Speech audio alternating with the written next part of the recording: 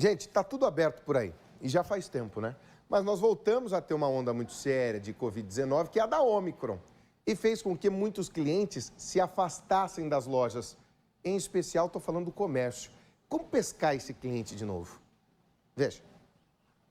Ana teve um início de ano complicado. Os filhos pegaram Covid e ela, que recém tinha aberto essa loja de alimentos, precisou fechar as portas por 14 dias.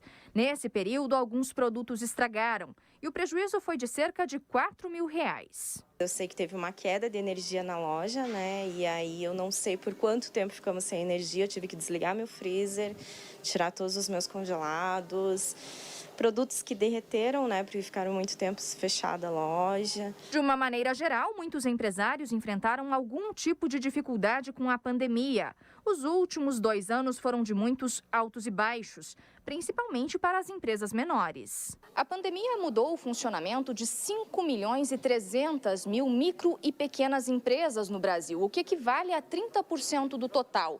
Os dados são de uma pesquisa realizada pelo Sebrae, que mostra também que 68% dessas empresas que estavam se recuperando voltaram a apresentar queda no faturamento no início deste ano. Em alguns segmentos, como turismo e economia criativa, as quedas no faturamento atingiram patamares altíssimos, de 86%. Com as festas do final do ano, com as viagens, pelo menos com a segurança que o consumidor estava passando, né, e as empresas também, então os empresários tinham uma tendência de crescimento. O que aconteceu?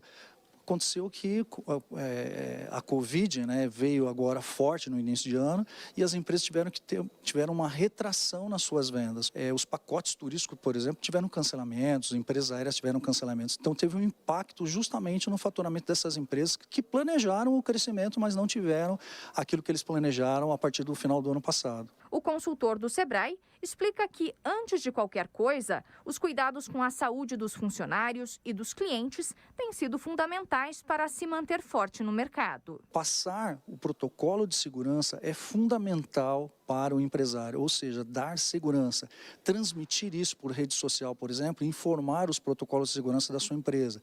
Observar, por exemplo, nessa queda de faturamento agora, a gente tem orientado o empresário, se ele tem estoque, moderar no estoque para que ele não faça grandes contratações, né, ou grandes compras num período que ele não está vendendo muito.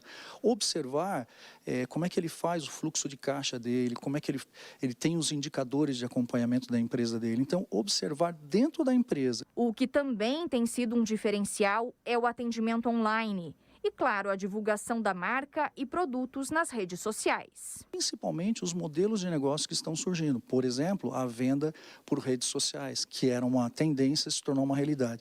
Então, nesse momento agora, observar o comportamento do consumidor para adequar a sua empresa. Para isso, o Sebrae disponibiliza várias consultorias, palestras, materiais disponíveis. A Ana está investindo tudo o que pode nisso. Depois do isolamento, deu início às vendas online. E atualmente não abre mão de estar sempre presente nas redes sociais. Tive que buscar uma loja virtual, né, planejar rapidinho ali para poder trabalhar com os produtos que eu tenho, fazer entregas, depois o expediente eu faço entrega e se reinventar, né? Se reinventar. Acima de tudo, se reinventar. Agora, deixa eu conversar com o professor Daniel Poit, porque essa palavra é tão usada, reinvenção. Só que, professor, uma coisa que não muda a gente precisa de cliente. Como no momento como esse, em que as pessoas estão ainda aflitas, angustiadas, como pescar esse cliente? Um ótimo dia, seja bem-vindo na segunda-feira, professor. Um bom dia, Rivaroli, bom dia a todos, uma ótima semana. Como pescar o cliente, né? Há muitas estratégias que podem ser desenvolvidas e para as pequenas empresas, como foi dito ali pelo representante do Sebrae, as redes sociais têm sido uma ferramenta fundamental, importantíssima. Mas também nas redes sociais há que ter criatividade, porque simplesmente postar as coisas nas redes sociais e achar que todos vão ver é uma pretensão muito grande, porque todos nós somos bombardeados a todo momento, né? Por exemplo, eu estou falando com você e com os espectadores aqui pelo computador e fica entrando uma série de avisozinhos ali no cantinho da tela que eu nem vou ter tempo de olhar. Então, nós somos muito bombardeados. E para o uso das redes sociais, precisa haver, então, uma difusão entre aquilo que nós chamamos de público específico.